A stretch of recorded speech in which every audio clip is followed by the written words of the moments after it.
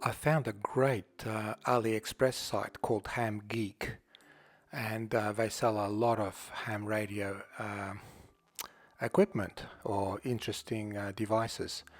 One thing that struck my attention was this particular Libra SDR, which is a clone of the Pluto Plus.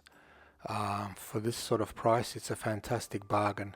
So I had to get one to try it out, hopefully to make it work with the ports down software.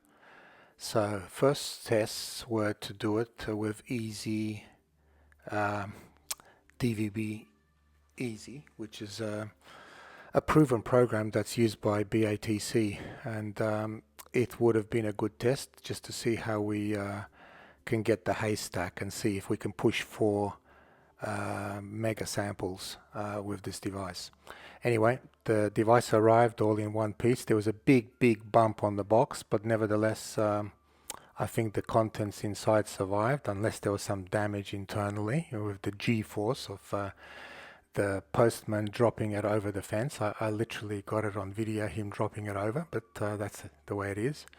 Packaging looks quite good. Comes with 4 antennas, USB cables and an Ethernet cable. There should have been a little hex key for the hex screws to open the case, but apparently it was not in the case. Oh, in the box, I should say. Anyway, I noticed that there was one big gouge on the on the surface.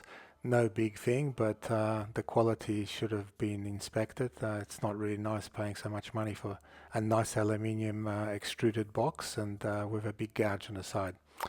Other than that, it looks great. Very robust.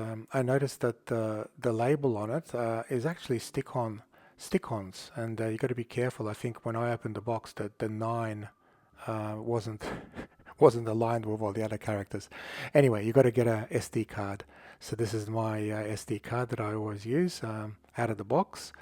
The next step is to actually get all the firmware so we can actually boot it up. GitHub, if you go to that particular address, you'll find the firmware, the source code, and also there's precompiled versions of it. It comes in various editions, I should say. Essentially, there's different overclock versions. I actually use the base clock one because for now, for testing, it's best to start with the base.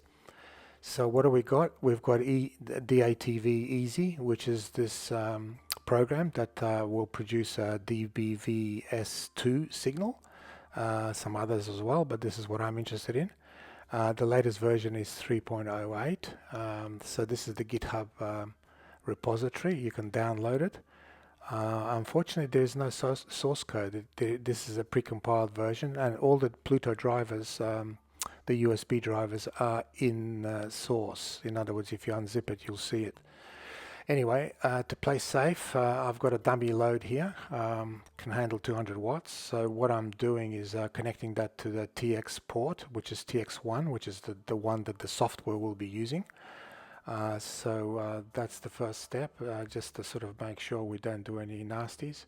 The antennas that come with this device are Wi-Fi antennas, 2.4 gig spectrum. So what we are doing at the moment is just testing it at the 470 SEMS frequencies. I've got a little tiny aside that I'll be using just to monitor the output. Anyway, this is the source, the firmware. So I've just copied it to the SD card. Once the SD card is copied, it's a clean FAT32 format. So copy these files and just unmount the thing, put it back into the SDR, and we connect the SDR to the USB port on the PC, and at the same time we also connect the network cable to it, which is on the local network, essentially the same subnet as your PC. So once it's in there, we've got the software, which is the DATV Easy. We unzip the files and you can see all the sources. I've installed that. That went fine. And we've got a little desktop shortcut. So when we actually boot up the SDR, you can actually see the sort of internal file system, and this is the config file that is displayed. So it shows you that everything's fine, that the device is working. It recognized the firmware, so that's all good. We can get rid of that, and we fire up the ATV Easy. Now this is very easy to configure. Essentially, I'm just setting it to the frequency, which is 437. Everything else is just on default S2 or S, I should say, DVB-S. Not the highest resolution. I've got a webcam that I'm using, which is a C920, and that will produce an FFmpeg stream. I've got that enabled, and we can actually monitor the stream if it's actually working, which it seems to be. So this is it. We've sort of enabled the webcam, and we fire up the software. And normally, if we monitor the spectrum analyzer, we'll see a haystack appear centered on that frequency 437. Unfortunately, before it starts doing anything, we get a fault condition. Now, I have no idea. I know that this is a comms fault. It's just basically not talking to the SDR, but the SDR is functioning. So if we actually have a look at the spectrum, well, first of all, you can see the fault condition there. That's the red thing.